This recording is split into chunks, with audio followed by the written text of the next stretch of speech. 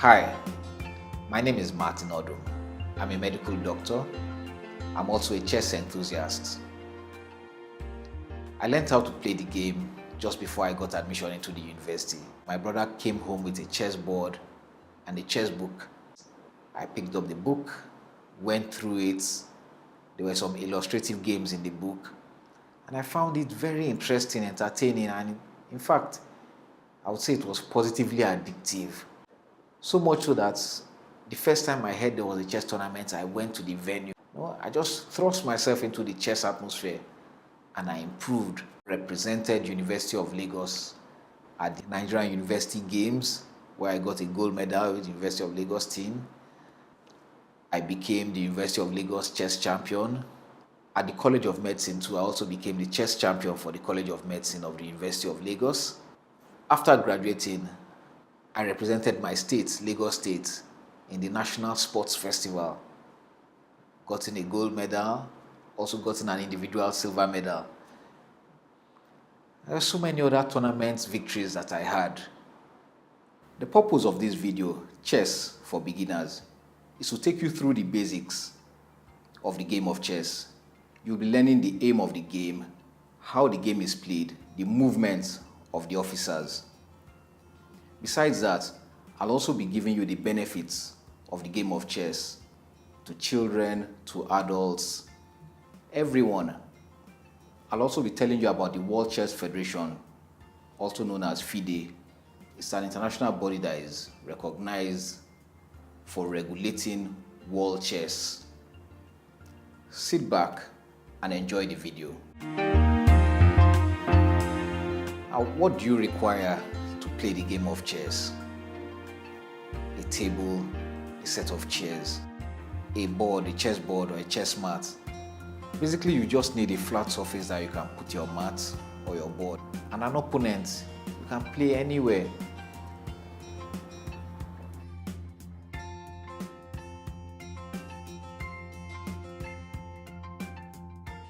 With access to the internet, you can have an opponent at any time of the day or night via your smartphone or your tablet or your laptop.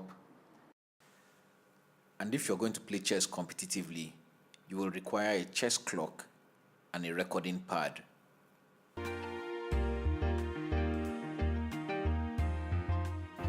Here you will learn how to set up the chessboard and the movement of the pieces.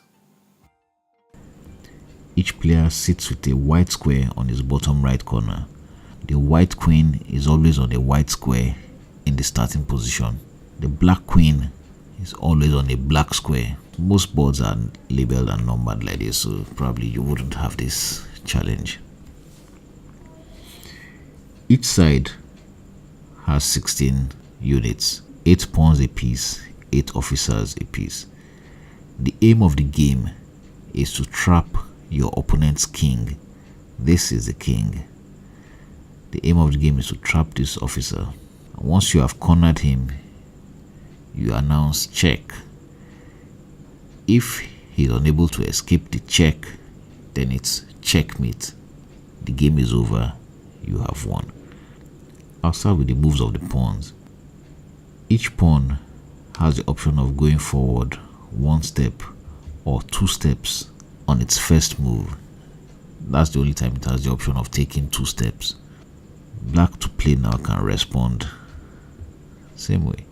If white decides to move a pawn again,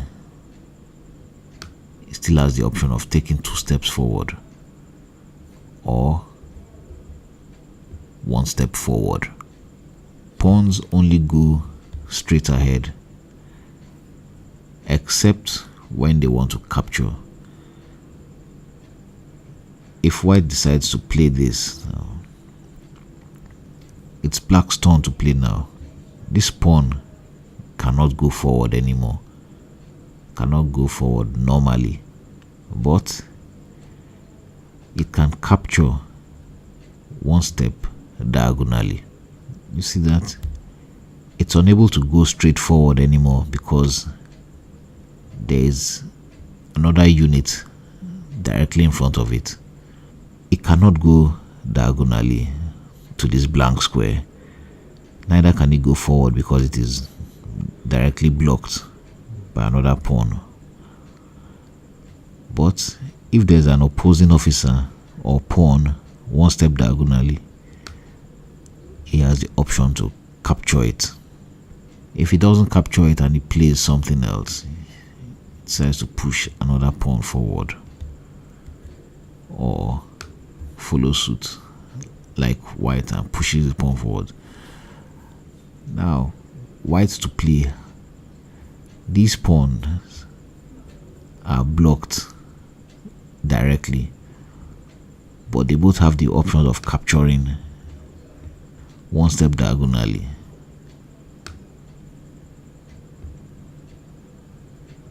You see that white has many options.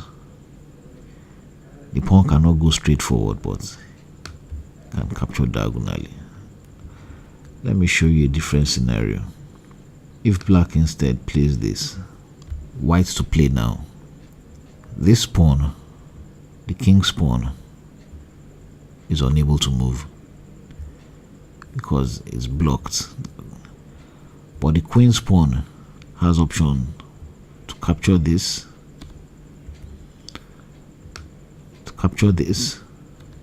or to go straight forward. The king's pawn on the other hand cannot move. As my cursor hovers over it, it's not highlighted because it doesn't have any legal move. So now we've seen how the pawns move. Let's go on to the officers. We'll start with the rook.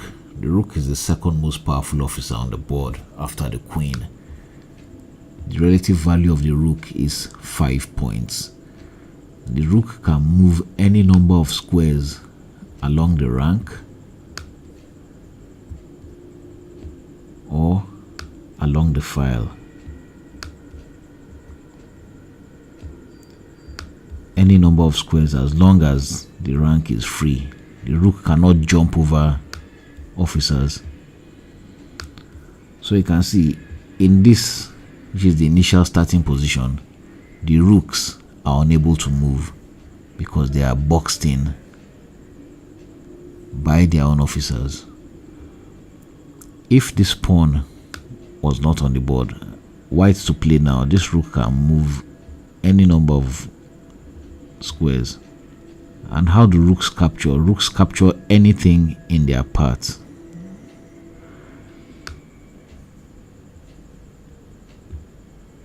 Can pick up that pawn.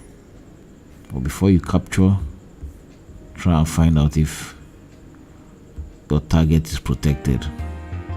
Now I'll go on to talk about the knights. The knights are generally feared by beginners because it has a strange way of moving.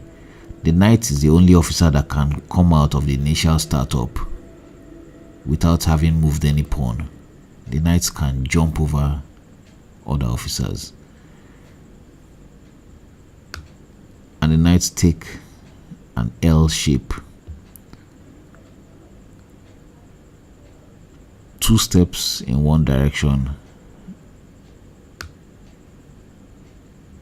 and one to the side. It's called the L shape.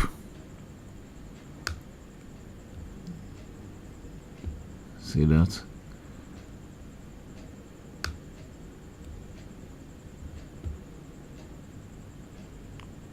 So in this position now, this knight is attacking 2 pawns. The L shape is attacking this pawn. It's also attacking this pawn. So I guess that's one of the reasons why it's feared by beginners. You have to be very alert to know what it's trying to do. It's attacking so many things, but not in a straight line. Knights are the only officers that can come out by jumping over their own officers. All the other officers are boxed in. Until the pawns move, they are not free to move. Only the knights. L shape. So practice with it. till you get used to it.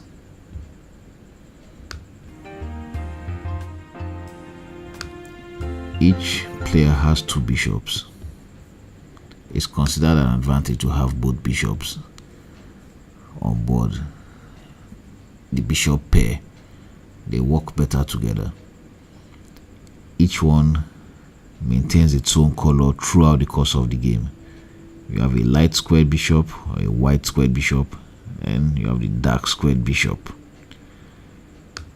They only play on their own color, so they can move as many squares as they are free to diagonally. The dark square bishop never changes color. You can capture anything in its path.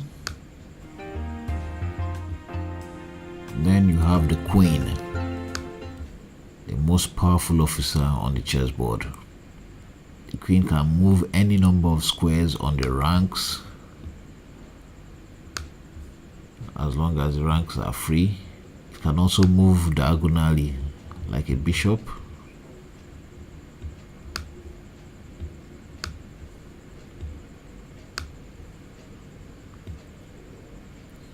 Basically, the queen is like the power of a bishop and a rook combined. Just like rooks can go any number of lengths, can go the length of any number of squares on the ranks, and the bishop can go diagonally on any color. The queen can change color to white square, still move diagonally.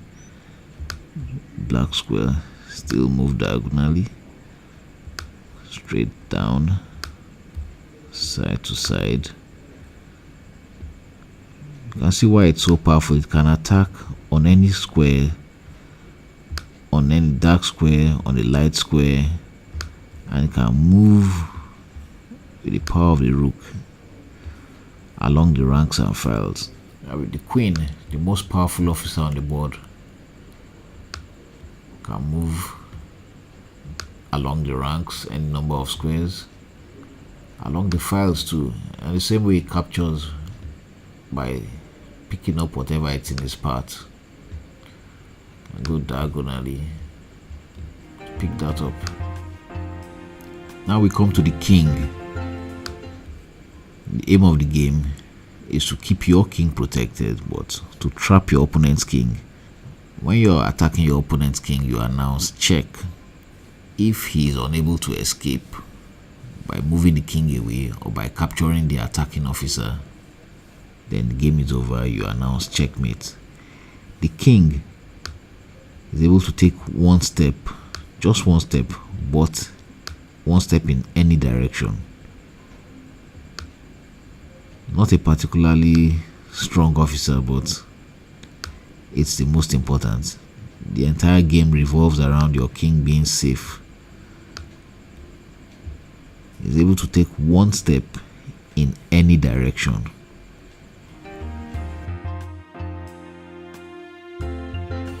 Castling is a maneuver that brings the king to safety. In this position, where the king and rooks face each other, there are no officers in between, and the king has not been moved, or the rook on that side has not been moved. If it's white's turn to play now, what he can take his king 2 steps towards the rook, then bring the rook to the other side. That is called castling. It's a maneuver that brings the king to safety. It takes the king into the corner while bringing the rook out to attack. You can also do it on the other side.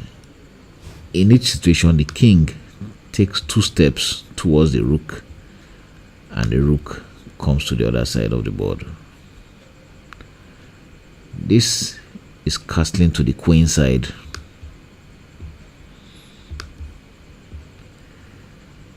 This is castling to the king side.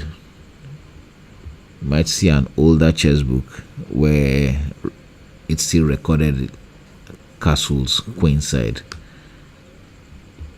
or if you're listening to a notation, you might hear castles queen side, castles king side. So now you know what that stands for. In this situation here,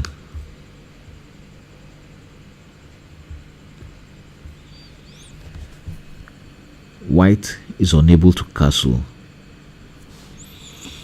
Is unable to castle towards the king side because this square is being attacked by the rook. So white cannot castle to this side. Also, it cannot castle to the queen side either because this square is attacked by the bishop. It's also being attacked by the queen. So white cannot castle in this position. Pawn promotion. When a pawn during the course of a game gets to your opponent's last rank, now you have an option to promote your pawn. In fact, you have to promote your pawn. It cannot remain on that square as a pawn. Once it gets there, you can request for a queen. You've promoted that pawn to a queen. Now, it's not only a queen you can promote to. When you get there, you could either also request a rook, or you could request a bishop. You could even request a knight. I guess you'll be wondering, why should anybody want to promote the pawn to an officer that is not as powerful as the queen? As you improve or as you progress in the game, you'll notice that sometimes under promoting, as promoting to a lower ranked officer than the queen is more important. It might be saving you or might be able you to keep your advantage. You could also capture when you are promoting. This pawn has the option of coming down straight and promoting to a queen or any officer of its choice, or it has the option of capturing the knight and still promoting to a queen. En passant, it's black's turn to play, and he chooses to exercise his option of taking 2 steps for its initial move with this pawn, thereby avoiding capture. If you are taking 1 step forward, this white pawn would have had the option to capture it. So in trying to avoid that capture, black takes 2 steps forward. Now the rule for en passant is this: the white player has a special power to capture that pawn as if the pawn only took 1 step forward. That is called en passant. Checkmate. The king is trapped. Queen can capture the rook. Remember, the queen can move any number of steps on the rank or on a file, or even on the diagonals too. So this queen, the queen is attacking the king. So you announce to your opponent, check. Now the king can take 1 step in either direction, but is unable to escape the influence of the queen. Cannot jump out because it's boxed in by its own pawns. So this is checkmate. If it were black to play, comes down here, check, attacking the white king. The king is unable to escape the influence of the black rook. Can you see the checkmate for either side? Whoever has the move here can win. Queen and bishop lined up like this is often referred to as a battery, like a battering ram, capturing the pawn, attacking the king. As a check, the king cannot escape the influence of the queen, and is unable to capture the queen because the queen is protected by the bishop. That is checkmate. The game of chess can end in 3 different ways: as a win, a draw, or a loss. And there are different ways the game can be drawn. The game can be drawn by agreement between the players. A game can be declared drawn if neither player has sufficient material to trap his or her opponent's king.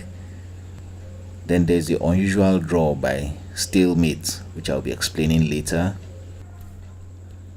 Whenever a position appears 3 times, a claim for a draw can be made. It's called a 3-fold repetition, and it doesn't have to be consecutive. The stalemate, an unusual draw. This position with black to play is called stalemate. You cannot lose a turn in chess. You must make a move. But here, the black king cannot move. He announces stalemate. The game is officially declared a draw, despite white's material advantage.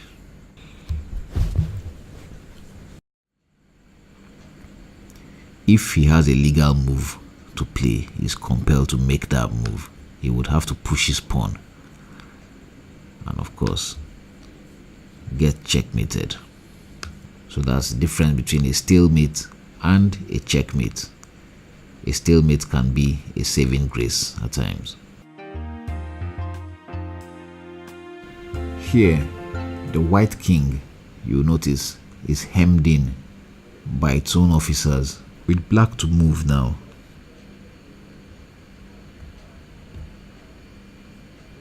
The king is unable to come out. This is called a smothered mate. Let's alter the position a bit. The difference in the position is the presence of the queen and the bishop arranged like a battery or a battering ram. Ordinarily, if this rook was not on the back rank, the queen coming here would be checkmate. But the presence of the rook on the back rank, the rook defends that square. But in the game, you find a good player still goes ahead and puts the queen there, check, on a square that can be captured. But watch this. After capturing the queen, we have the king boxed in by its own men, and our trusty knight checkmate. So the queen move, this is checkmate.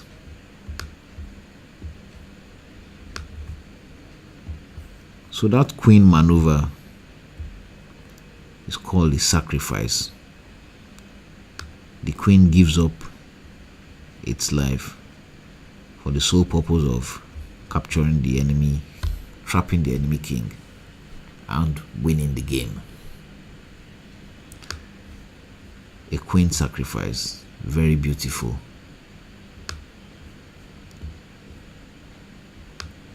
With a smothered mate to follow. The typical combination.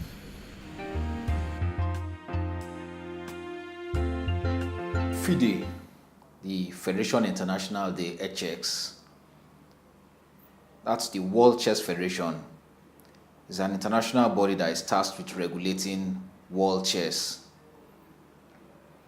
FIDE was founded in Paris in July 1924. Its current president is Kesan Ilyumzinov. The motto of FIDE is Gens Una Sumos. That's Latin for we are one people, we are one family. Chess is indeed a universal game. Through the ELO rating, which is a rating system that measures an individual's playing strength, an individual could become a FIDE master, that's an FM title, an international master, or an international grandmaster. I decided to make this video Chess for Beginners to help people who want to learn the game, to learn from a reliable source, and give you a good foundation to improve your chess. Chess has medical benefits too. Intensive mental exercises are good for the brain. Chess is unique in that it helps develop the left side of the brain for analytical thinking. There's a lot of calculation involved. It also improves the strength of the right side of the brain for creative thinking, because you have to formulate concepts and execute plans, planning, strategy, and execution. So chess develops both sides of the brain, the left and the right side, especially in children, and brings them at an early age to learn how to plan ahead of time. Also teaches them patience.